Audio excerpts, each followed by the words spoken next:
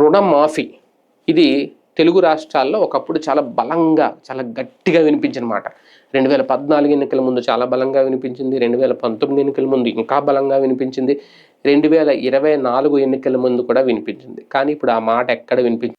కారణం ఏంటంటే 2014లో ఎన్నికలకు ముందు చంద్రబాబు నాయుడు గారు రుణమాఫీ చేస్తాం, మొత్తం అందరి రుణాలు తీర్చేస్తాం అని చెప్పి చివరికి ఏమీ చేయలేదు. రుణమాఫీ విషయంలో అట్టర్ ఫ్లాప్ అయింది. దశల వారీగా తీరుస్తామని మొదలుపెట్టారు. ఒక దశ, రెండు దశ ఏదో 10,000 రుణాలు తీర్చి కొంతమందికి కూడా అది కూడా తర్వాత ఇంకా అది సాధ్యం కాక వదిలేశారు.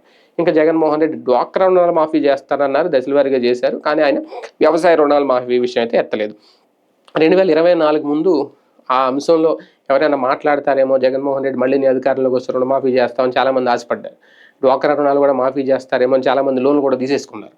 కానీ ఆయన ఆ ఊసి ఎత్తలేదు. కారణం ఏంటంటే ఆ బడ్జెట్ సరిపోదంటూ ఒక పవర్ పాయింట్ ప్రజెంటేషన్ లెక్కలు చెప్పుకొచ్చారు. ఇక తెలుగుదేశం పార్టీ ఆల్రెడీ 2014లో ఫెయిల్ అయింది కాబట్టి ఇప్పుడు ఆ ఊసే ఎత్తలేదు.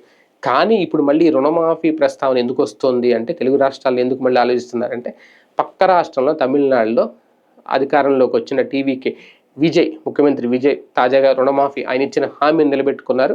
ముందు 50,000 రూపాయల లోపు ఇప్పుడు రుణాలు మాఫీ చేస్తున్నారు, తర్వాత 70,000 రేపు ఇలాగ. అంటే ఆయన కూడా మొత్తం రుణాలు మాఫీ చేస్తున్నారు కానీ లెక్క చెప్పలేదు. ఇప్పుడు ఆయన మాట తప్పారా, మడం తిప్పారంటే ఖచ్చితంగా అలాంటి విషయాల్లో మాట తప్పుతారు, మడమ తిప్పుతారు. ఎందుకంటే అది జరగలేనప్పుడు మాట తప్పి మడం తిప్పినట్టే లెక్క. అయితే అది పక్కన పెడితే ఇప్పుడు ఆంధ్రప్రదేశ్లో కూడా ఈ ప్రస్తావన వస్తుంది. ఎందుకంటే రుణమాఫీ అనేది చాలా కీలకమైన అంశం. రైతులకు కానీ, చాలామంది డ్వాక్రా రుణాలు తీసుకున్న వాళ్ళకి కానీ ఆ ప్రస్తావన దాని గురించి ఎక్కువ ఆలోచిస్తూ ఉంటారు. రేపు ఎన్నికల మేనిఫెస్టోలో వైసీపీ కానీ, తెలుగుదేశం పార్టీ కానీ ఈ రుణమాఫీ అనే ప్రస్తావన తీసుకొస్తుందా? ఎందుకంటే ఇప్పటికే సంక్షేమం విషయంలో జగన్మోహన్ రెడ్డి గారు అద్భుతంగా చేశారు, కానీ చంద్రబాబు నాయుడు గారు సూపర్ సిక్స్ అనేది పూర్తిగా అమలు చేయలేదు అనేది వైసీపీ చెప్తున్నమాట. రేపొద్దున్న ఎవరి మాట నమ్ముతారు అంటే ఖచ్చితంగా వైసీపీ ఆశలు పెట్టుకుంటుంది. సంక్షేమంలో మేమే టాపు, మేమే చేసాం, నవరత్నాలు పూర్తిగా అమలు చేశాం కాబట్టి మమ్మల్ని నమ్ముతారు సంక్షేమ విషయంలో వైసీపీ చెప్తుంది.